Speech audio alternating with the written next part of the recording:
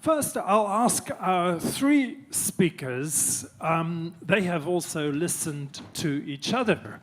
Whether there's anything in what they heard from each other that they strongly disagree with. Is there anything in what you, or is there broad agreement on the essentials here? Yes? Yes, I am. I definitely am. Yes, Professor Greim? I agree. Yeah. I have no strong disagreement.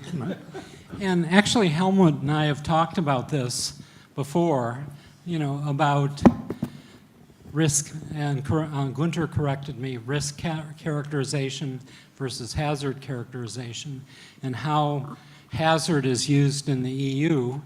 Some of us may disagree with that, but we've had pretty long conversations about that.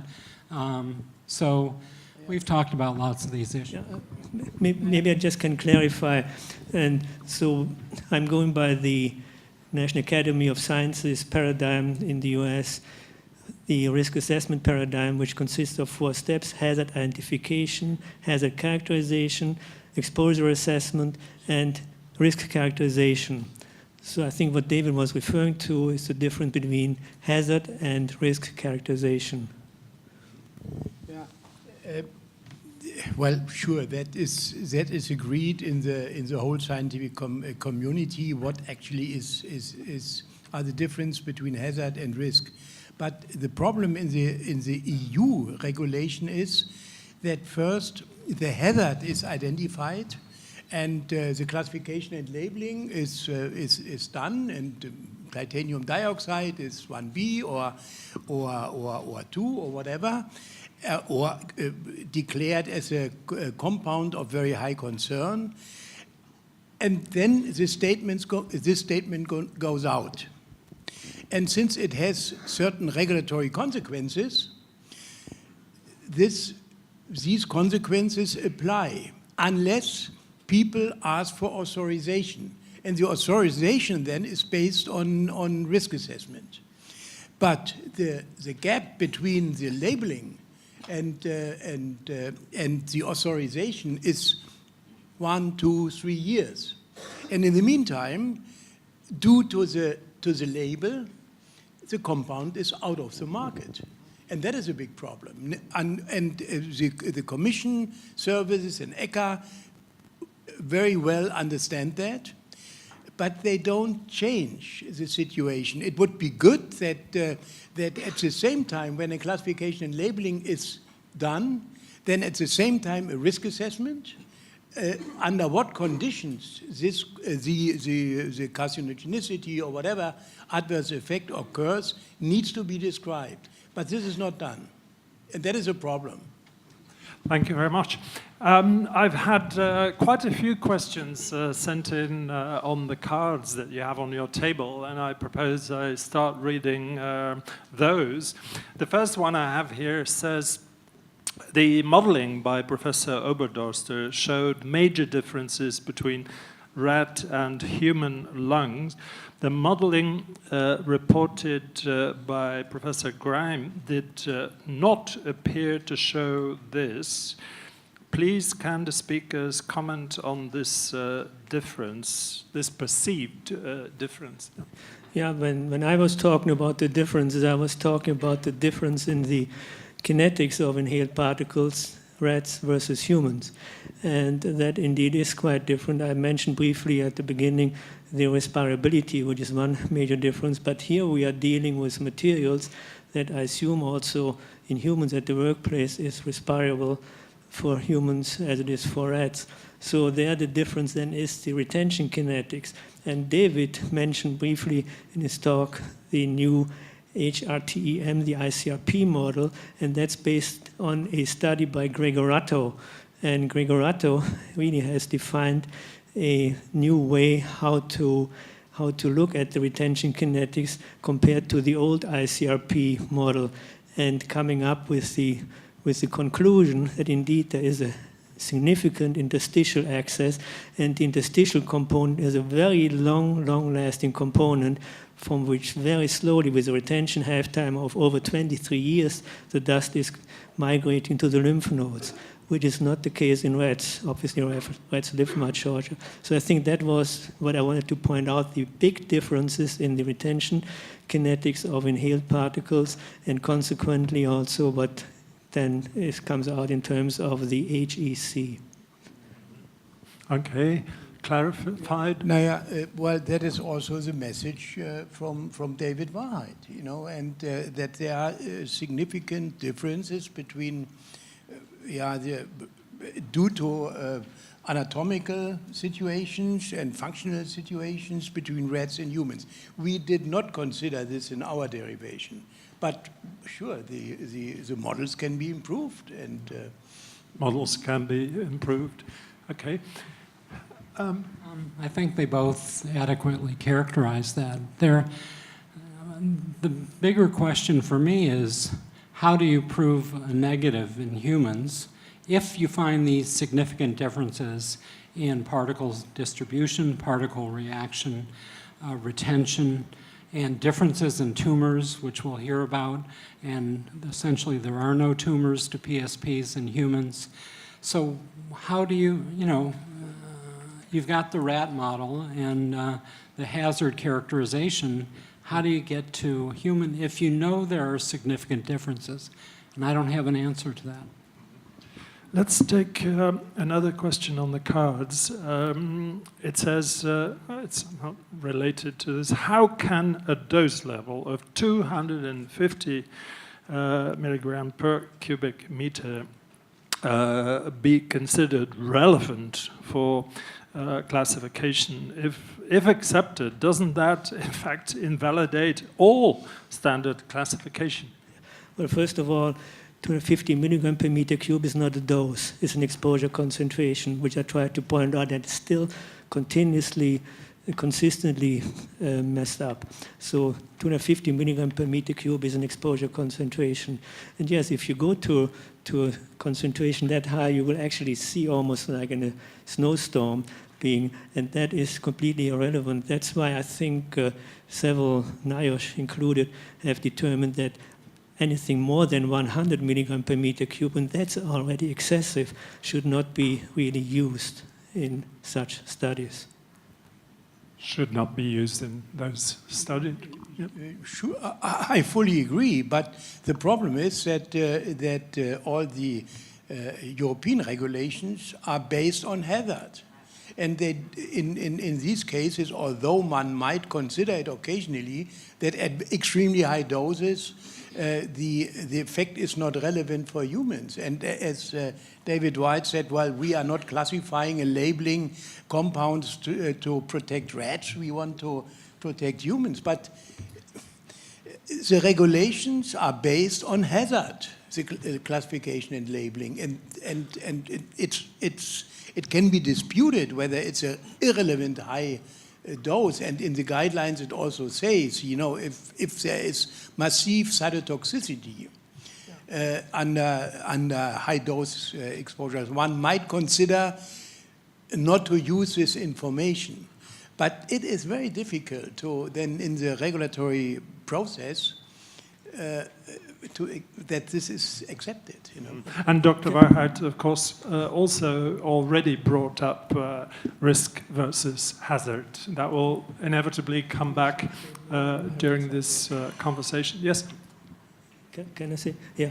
I mean, coming back to the issue of hazard, as Helmut here addressed here, yeah, that's certainly true. But the thing is, for example, the new OECD guidelines for subchronic inhalation studies, they specify at a minimum of 3 concentrations, which makes sense, and of course we should do as few as possible, where the lowest concentration ideally would be at the NOAEC.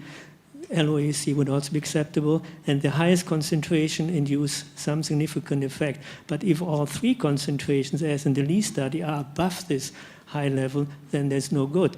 And you cannot do any meaningful risk assessment and risk characterization. Thank you very much. Shall we take the next question? It says, titanium dioxide is genotoxic in several test systems. There is evidence that oxidative stress is involved, but is this the only mode of action? Question mark. Yes? Yeah, well, certainly it's one mode of action, and specifically when it comes to oxidative stress, inducing then induced via the induction of nitrogen and oxygen relative species in the lung, which is the generic mechanism assumed to be happening there, resulting in proliferative responses. And there's always, with cell responses, some associated mutation frequencies occurring. If that proliferation is increased, heavily increased, you expect also to see more mutations coming up. And eventually some of them will be ending up in tumor formation as a non-secondary mechanism. Yeah, that is a point. Sure, it is. At high doses, there is genotoxicity, but as indicated, it's a secondary mechanism. On the basis of inflammation, a lot of reactions occur, increasing the production of reactive oxygen species, and they interact with DNA and whatsoever. Although, especially oxidative DNA adducts are readily inactivated and repaired. And therefore, they are, especially for reactive oxygen or oxidative DNA adducts, it is a question whether this is a non-threshold mechanism. Most likely it is a threshold mechanism, but that is beyond any regulatory concepts. But sure, these particles and titanium dioxide induce genotoxicity, but only under high dose and overload conditions and as a consequence of inflammation, and therefore it's secondary and it's thresholded. And I would add, now just looking at the interspecies differences in rodent responses, that you don't get, even at those high concentrations, the same effects in mice and hamsters. And there was a very nice paper done at Rochester and Procter & Gamble, both the Elder et al., for which Gunter was involved, and the Janet Carter. And what was really provocative in the Carter studies to show that in the rats, when they lavaged those animals compared to the mice and hamsters, there were promotion of factors that caused inflammation, whereas in the mice and hamsters, there were factors that reduced inflammatory responses. And that may very well be responsible for the differences seen in the rats versus mice and hamsters. That's why I think those 90-day studies really provide very interesting mechanistic hypotheses, I wouldn't say information, about the differences just in the rodent species, because you can control that. Okay. Maybe Gunter wants to talk about that. No, that's fine. I mean, that's a key issue, that the antioxidant defenses in mice and hamsters are much stronger than those in rats, and that might be a major reason why there is less inflammation, less fibrotic events and proliferative events in those two species versus the rats. Okay. Feel free at all times to raise your hand if you want to take part. Yes. Hi, I'm Sue Hubbard. I'm an independent regulatory consultant. I just wanted to follow up for earlier the discussion with Gunter about the fact that the EU regulations are all hazard-driven. And as one of the people that was on the committee setting the guidelines way back when, and there's a couple of other people here as well, I think that when we tried to introduce wording that actually allowed us deal with such situations we're in now. And I don't believe at the time we actually expected to have these sort of type of discussions, because we had tried very hard to do it. And from my position, I think the only way we're going to deal with a lot of this is to change the guidelines or change the regulations, which we're not going to do. But I just think to say that we did predict that this sort of thing might happen, and I think people were around. So it's just a comment that having been around all that time, and we're finally we had tried to mitigate this 20 years ago, whenever we started this. You know what? I don't think that the guidelines should be changed. You know, it's a process should be changed. You know that hazard identification is a first step in, and this has been said, in the risk assessment, and you have to understand the hazard. But then a risk assessment should follow immediately. And the problem now is the risk assessment doesn't follow immediately. It follows after the authorization process is completed, and this takes 2 or 3 years. Okay. Yeah, quick. And then we'll come back to Yeah, Yes. Before or after, Professor? Before? Or, no? Okay. No, I just Go wanted ahead. to briefly point out the really big difference between the NIOSH REL of 2.4 milligram per meter cube versus 0.3 milligram per meter cube derived by MAC as a recommended value. And they're using the same data but come up with different conclusions, just pointing out that with respect to modeling, you have a lot of leeway and you can basically get what you like to get. Okay. And before we go to the follow-up question, you were in agreement. It wasn't about changing the guidelines. Okay, we're going to get into a very big regulatory argument here. And you're right, you know, we go hazard, but at the end of the day, our regulations are based on hazard. So it's not just the risk assessment. Once you're hazard classified, you're out there as a SVHC, you're seen as a risk, whatever, and that's where we need to mitigate it. So should we really be classifying things that we really truly believe are not human problems? Because whether it's category 1, category 2, you're going to have downstream consequences already. So, you know, the downstream consequences are there. You know, it's an issue. I mean, I'll get on my soapbox, which I don't want to today, as people won't want me to. People know me too well. But that was my point, really. Thank you very much. And high time for the follow-up question. Hi, my name's Linda Lee. I'm a toxicologist working at Axo Nobel. We make consumer paints. It was mentioned about a category 2 classification. That would still have significant consequences for us because we would have to label our paints as possibly carcinogenic. And yet, these are mixtures. We have the titanium dioxide in a liquid format, and it would still have to carry that label when we're talking about a scientific mechanism related to dust. Does that not undermine the credibility of the CLP legislation? What was the question? Can you repeat that last question? No, I think it's a point which you make, and the there are there are different consequences between compounds 1A, 1B, and 2. There is a consequence of labeling, even when it's 2. But the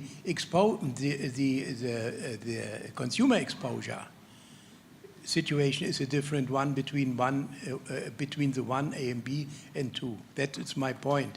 And so it is, although I am aware that whenever a compound is even 2, it is listed under the group of carcinogens, and which with tremendous consequences for the companies, and to convince the consumer it's not a problem. You know?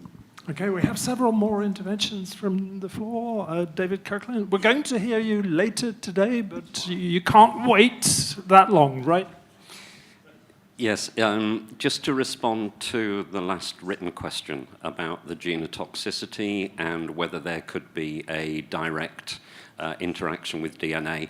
This seems to have become a very common response from regulators, that whilst you may have a wealth of evidence that argues in favor of a secondary indirect genotoxic response to overload, oxidative stress, and so on, can you exclude the possibility that there is a component which would involve direct interaction with DNA and therefore would, by default, not have a threshold? For titanium dioxide, that seems to be based almost exclusively on finding, or purportedly finding, particles in the nucleus of several different in vitro and in vivo preparations. I don't want to take the time to discuss that now. I will discuss it tomorrow afternoon in the genotoxicity session because I think it's important. But I would like to go, because I think that is a key component of the carcinogen classification, is the mechanistic data based on the perception of genotoxicity. But I think the other key component of the carcinogen classification is whether there is sufficient evidence of carcinogenicity in animals.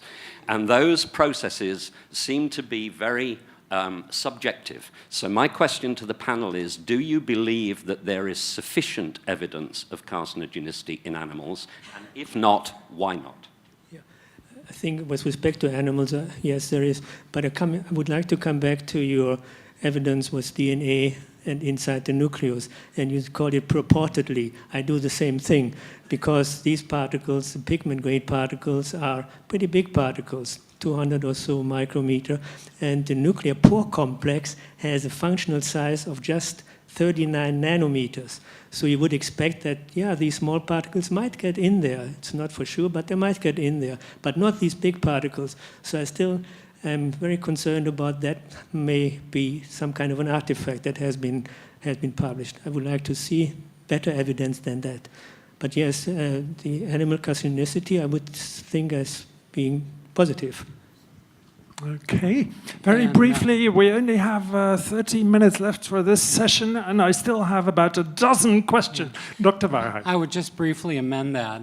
Not in animals, in rats, under these conditions. If you stuff enough PSP particles in the lungs of a rat, yes, there is sufficient evidence of carcinogenicity.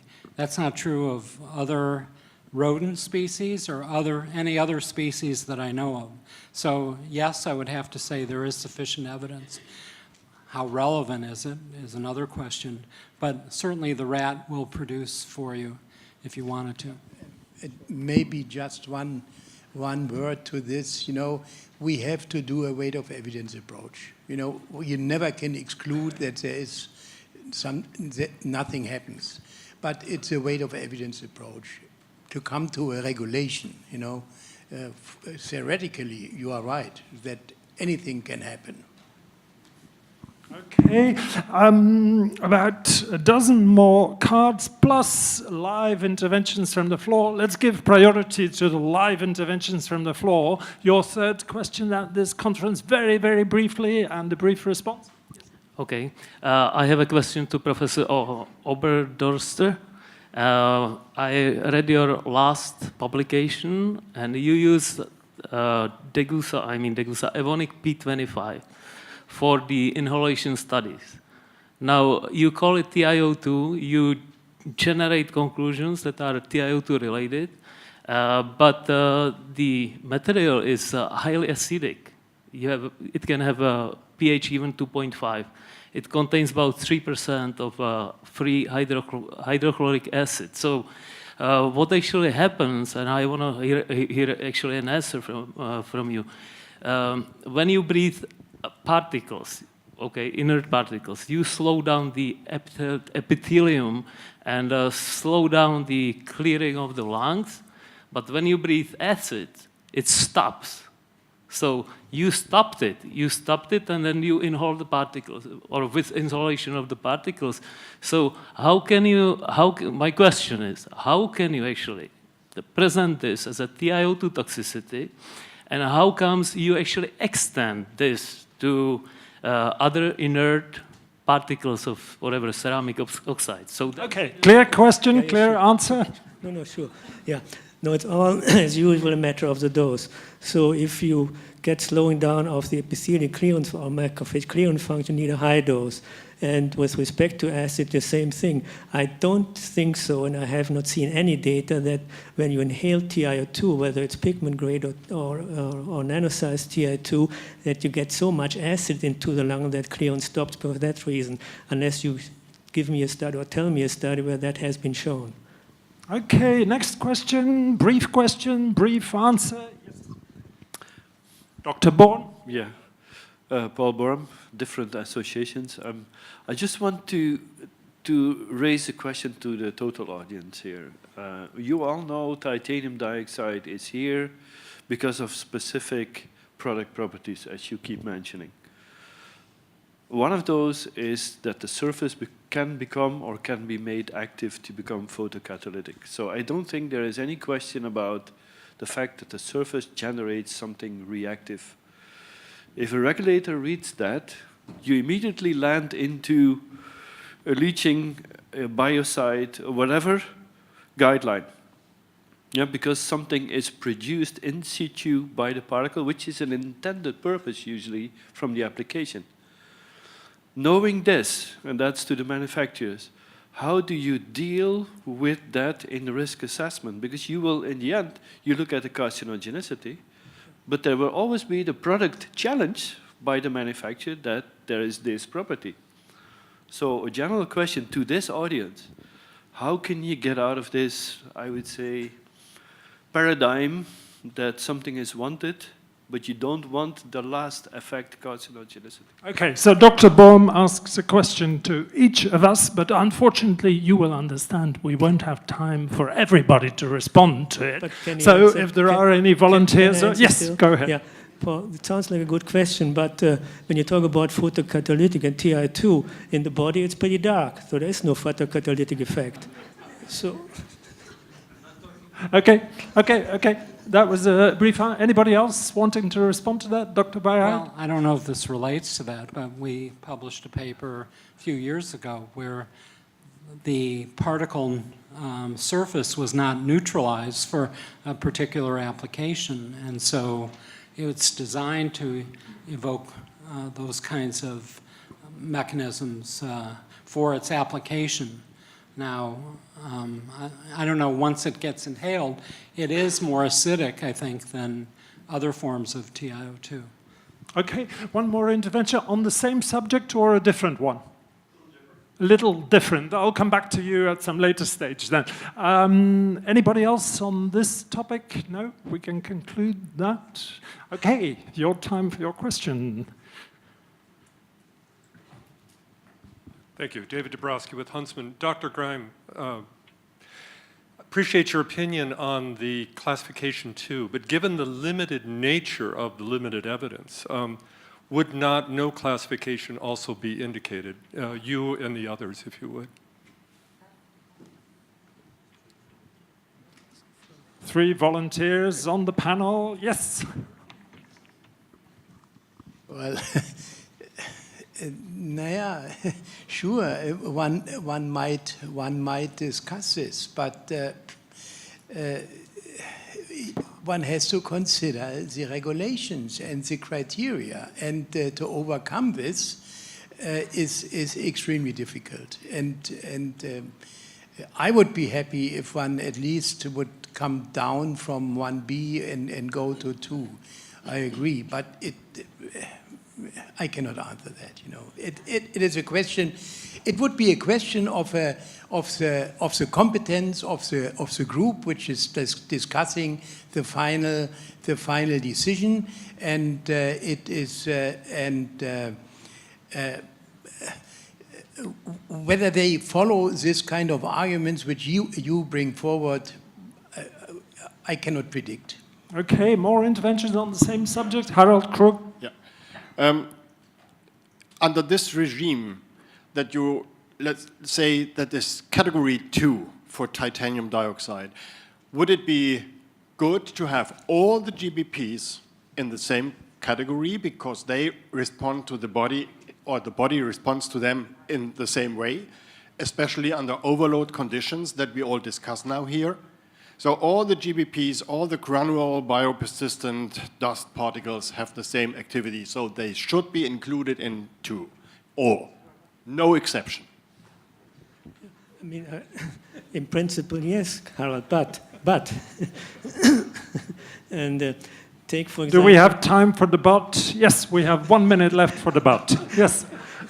No, but if you talk about kind of biopersistent dust, crystalline silica is 1 too, so I would certainly not include that. So in that regard, I think And there's often a misconception that all the so-called PSLT particles, as I call them, low toxicity particles, fall on the same dose response curve if you express them by surface area. And that is also not so, because that's my point always when I try to emphasize surface area, that the surface areas are different between the different GBS or PSLT particles.